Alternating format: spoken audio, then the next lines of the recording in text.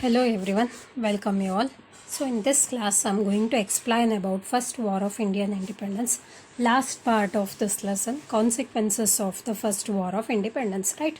So already I explained about different causes of independence, revolt of 1857, like political causes, socio-religious causes, economic causes. So different causes means which are the points very important for your board examination. So that all points I already explained and uploaded in my channel. So please go through that and come to the part of consequences. So again I'm telling you, in the part of that consequences also, so many points are mentioned in your textbook, so that all points are not important for your board exam. So again what I'm telling you, what I'm giving suggestion to you means, just focus on 4 to 5 very important points, enough. So 6 is maximum enough for you, and 4 to 5 is enough. So you should pick out which are very important in that given or mentioned point in your textbook. So pick out that all the topics and make it thorough or learn it perfectly. So that one suggestion I wish to give to you.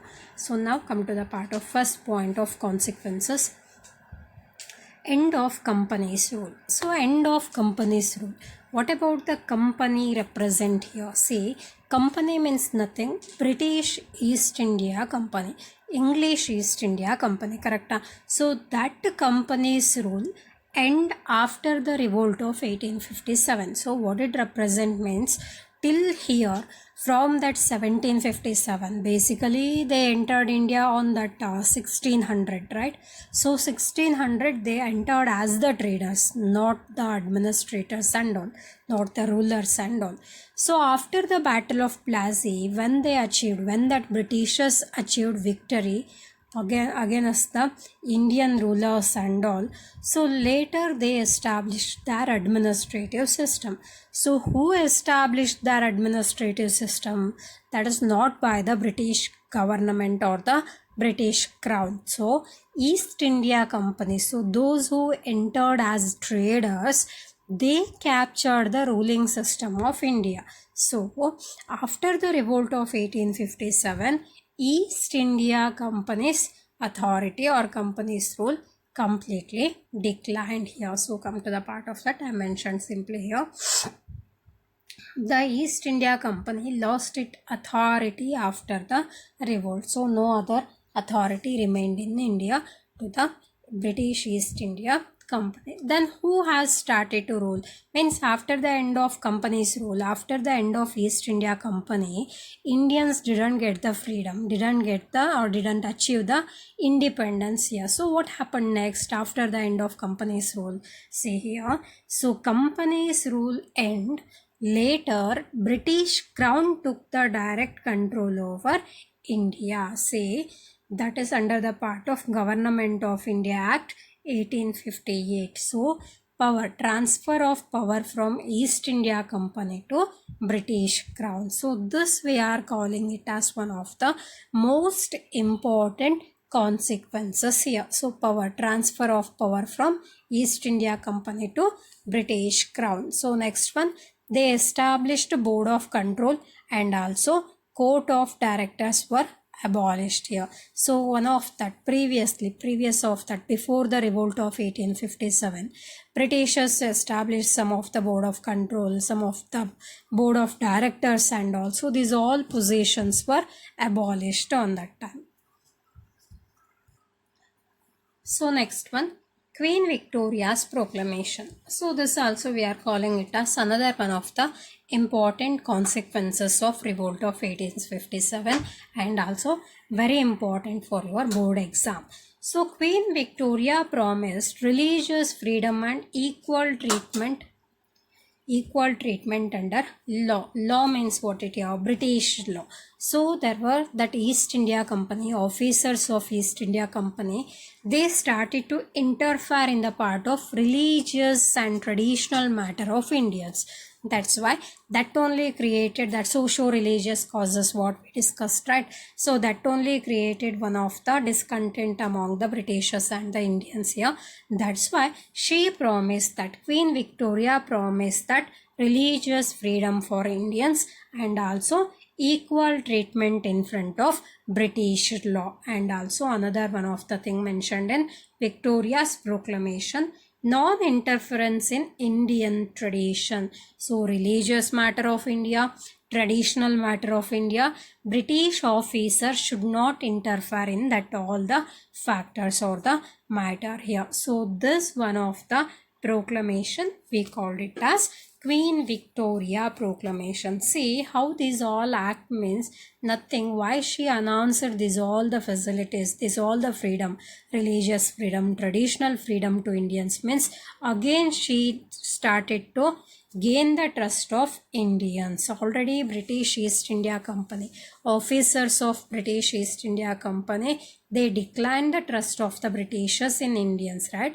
That's why she aimed to gain the trust of Indians again, and she decided to make the British rule again very strong inside of India. So indirect meaning this is. Next one, next consequences, end of Mughals and Peshwas. So Mughal dynasty, one of the last ruling dynasty of India, what we are calling especially Bahadur Shah Jafar, correct? So he was one of the last Mughal emperor.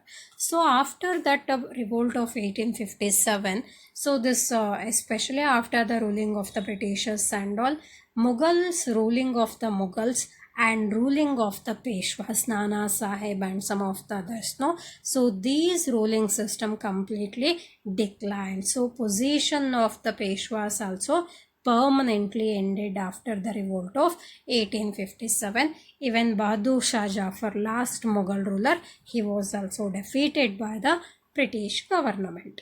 So I think clearly understood to you. End of Mughals and the Peshwas. So next one, relations with princely state. See, this princely state always they acted favor to the British, some of the princely states and all. That's why they has given some of the rights and freedom to the princely states on that time. Yes, so come to the part of that.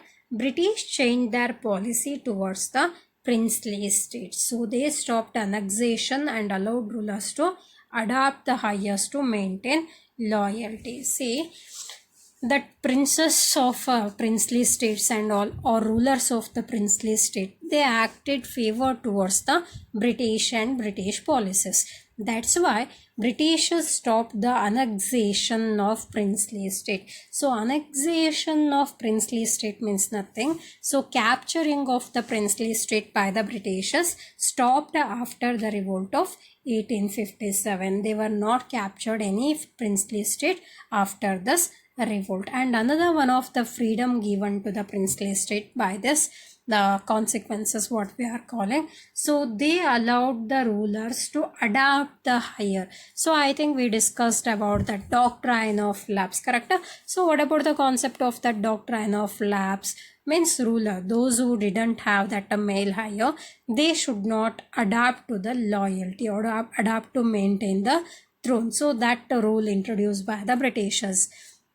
But after the revolt of 1857, again they allowed that princely state, ruler of princely state, to adapt the higher to maintain the loyalty. So this freedom given to the princely state by the British government. So next one, policy of divide and rule.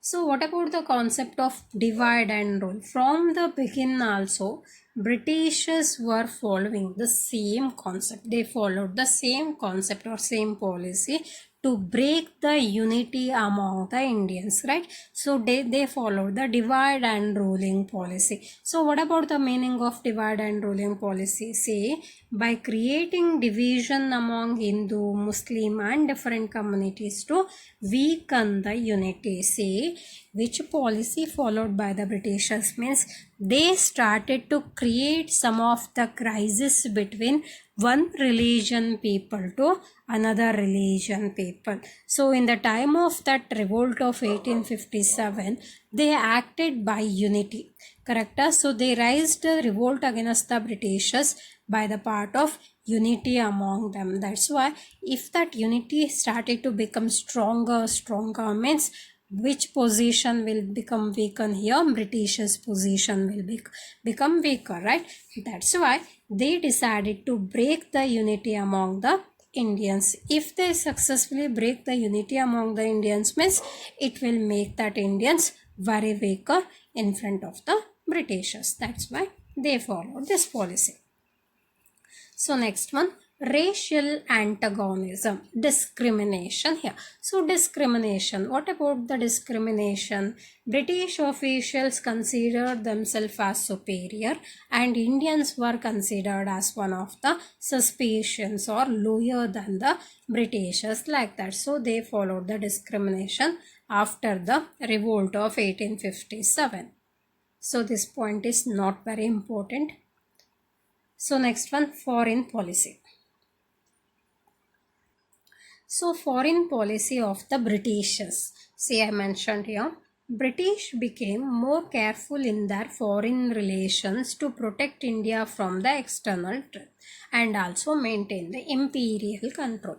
So Britishers was following the imperialism concept. Imperialism means I already explained to you. So weaker region, they decided to focus on the weak countries and all, weak nations and all, and by announcing war on them they decided to capture that weaker provinces or the regions, right? So that policy, if that Indians rising the revolt and Indians become very stronger against to the Britishers means imperial control will not success in India. That's why they maintain the foreign policies. So they should not have relationship with any other different nations and all. They should maintain one of the superiority of the Britishers in India, like that. So this concept also not very important. So next one, increased racial bitterness. So racial bitterness, racial antagonism and so I already explained about that. Superiority. So Britishers were considered themselves as very superior and Indians were treated very bad. So created the gap between the Britishers and Indians. So gap means nothing, discrimination. So superiority and also domination, like that. So they reduced the social interaction and racial superiority increased here. So next one, religious changes. So religious changes some they made after the revolt of 1857. They made some of the changes in the part of religious matters, correct? So British avoided direct interference in the religious matter after realizing that fear of religious conversion contributed to the revolt. See, they should not, Britishers totally avoid that interference in the religious matters. See, previously they tried to convert them for the Christianity and all. So when they got angry towards the Britishers, so later they realized that should not interfere in the part of religious matter of Indians. So they has given one of the concept to not involve in the part of religious matters. So next one, changes in the army. See, this point, especially in the part of consequences, this point is very important. In this year board exam also, they asked one question about this one, changes in the army. So which kind of changes occurred after the revolt of 1857? So imagine many different questions raised from this single lesson in your board examination. Means this lesson is one of the very important lesson. You should focus on that. So some of the point you can ignore, that already I'm telling while I'm teaching here, while I'm explaining that. So you can ignore that point. But which are the point I'm telling very important, you should note in your key point notes or notebook clear. Yes. So changes in the army. British decided to reorganize the army of that. So number of British soldiers increased and Indian soldiers were divided by caste and religion. So earlier we discussed that reasons or causes to the revolt of 1857. So Britishers recruited Indian soldiers in more number in their army. So it has become one of the positive point to the Indian soldiers to gather the unity and also rise the revolt against the Britishers like that. So after the revolt of 1857, Britishers realized that if more number of Indian soldiers are in the army of the Britishers, again it may cause us to some other different revolt against the Britishers. That's why British decided to reorganize the army. So which kind of the reorganization? So they decided to increase the number of British soldiers and decrease the number of Indian soldiers. Even that Indian soldiers were divided by the caste and region based recruitment. So these kind of the changes we can observe after the revolt of 1857. So next one, economic exploitation. See, this is also very important point. Don't ignore this. So British economic exploitation continued through heavy taxation, export raw materials and destruction of Indian industries. So economic exploitation. In previous videos and all I explained about this one, economic causes or economic exploitation by the Britishers. So how they exploited the Indian resources, how they exploited the Indian economic resources, how that the Indians suffered or struggled by the British laws or the British policies here. See, they always imposing heavy taxation. So heavy taxes on the Indian peasants or Indian manufacturing units and all, Indian artisans, Indian handicraft and all. So totally heavy tax paid to the Britishers. So that heavy taxation continued even after the revolt of 1857. So how they followed before the revolt of 1857, later also they continue the same here. So export of raw material. India was one of the richest source of raw material. So that raw material, exporting of raw material also continued after the revolt of 1857. So even the Indian industries, Indian handicraft industries and all. So before the revolt also they struggled much. After the revolt also they struggled due to the part of British ruling. Sorry. So next one, rise of nationalism. So this is also one of the important concept. So why? Because why this is one of the important point. The next lesson they mentioned completely about the nationalism itself. So revolt of 1857 created the concept of nationalism or the patriotism here. See, earlier there were no concept of nationalism and all.